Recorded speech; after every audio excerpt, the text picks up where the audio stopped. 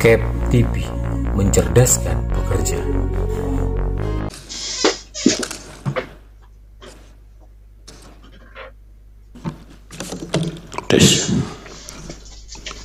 Selamat pagi para hakim yang mulia.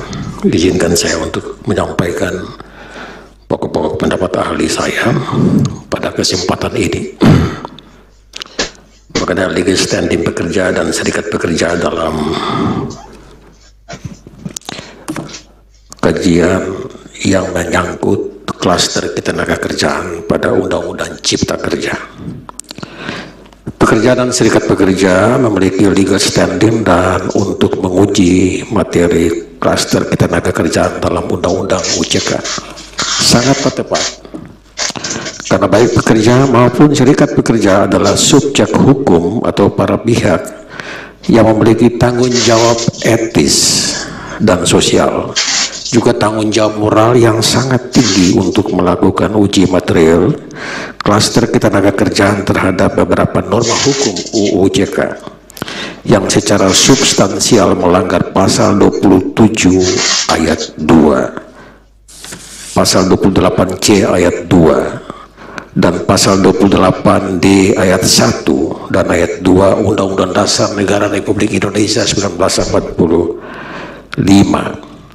Ya, perjanjian kerja waktu tertentu juga menjadi hal-hal yang sangat merugikan para pekerja. Saya memandang bahwa pekerja dan serikat pekerja sebagai unsur-unsur atau subjek hukum memiliki kedudukan atau posisi sebagai legal standing untuk melakukan uji material klaster ketenagakerjaan dalam Undang-Undang CK. Pekerja dan serikat pekerja adalah komponen-komponen utama dalam memperjuangkan hak-hak buruh sebagai bagian dari hak-hak asasi manusia untuk mendapatkan pekerjaan dan kehidupan yang layak bagi kemanusiaan.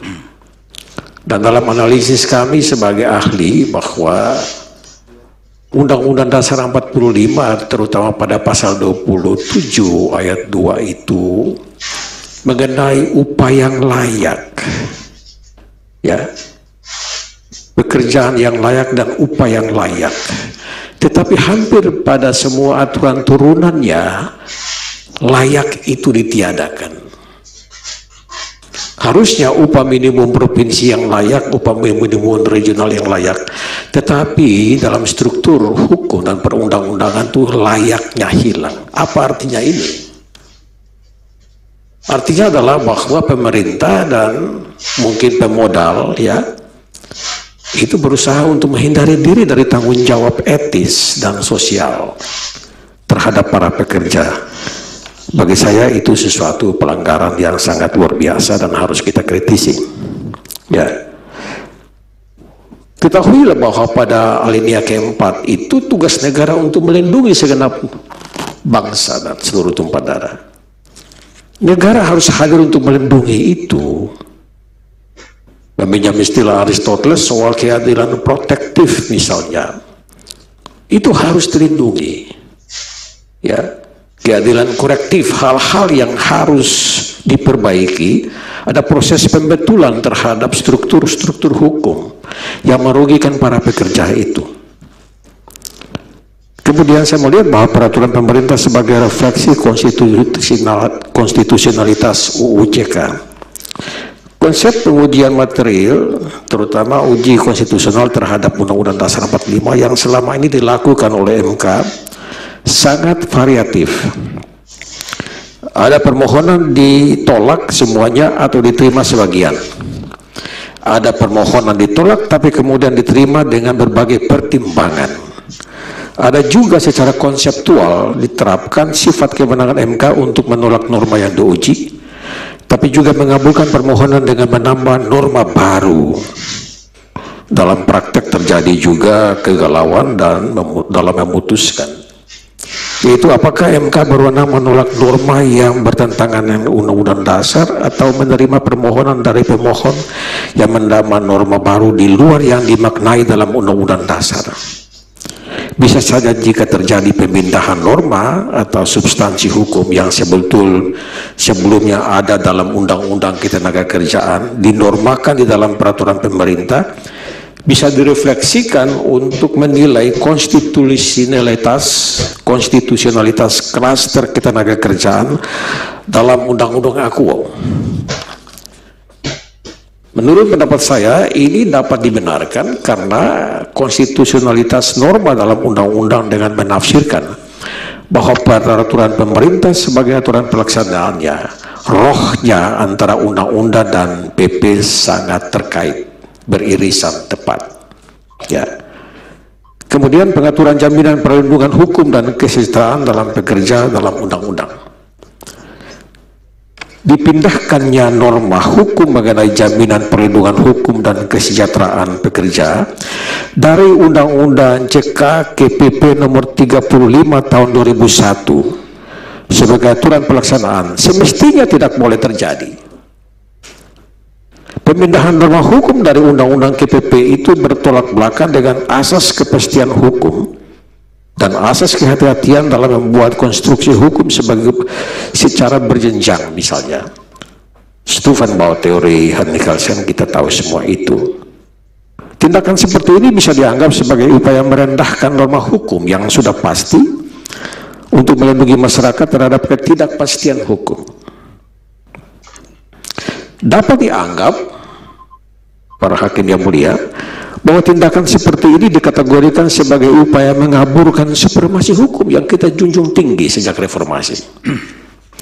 Dengan menurunkan atau memindahkan norma undang-undang KPP dapat dianggap juga sebagai upaya menyingkirkan peluang bagi para pihak mengajukan judicial review undang-undang terhadap konstitusi.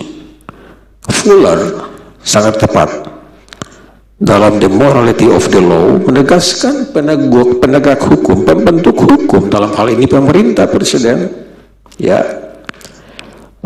tidak boleh melakukan tindakan yang menurunkan derajat norma hukum, ya, dari undang-undang KPP, kecuali memang melakukan tindakan etis dan strategis untuk menyusun PP dalam melaksanakan undang-undang.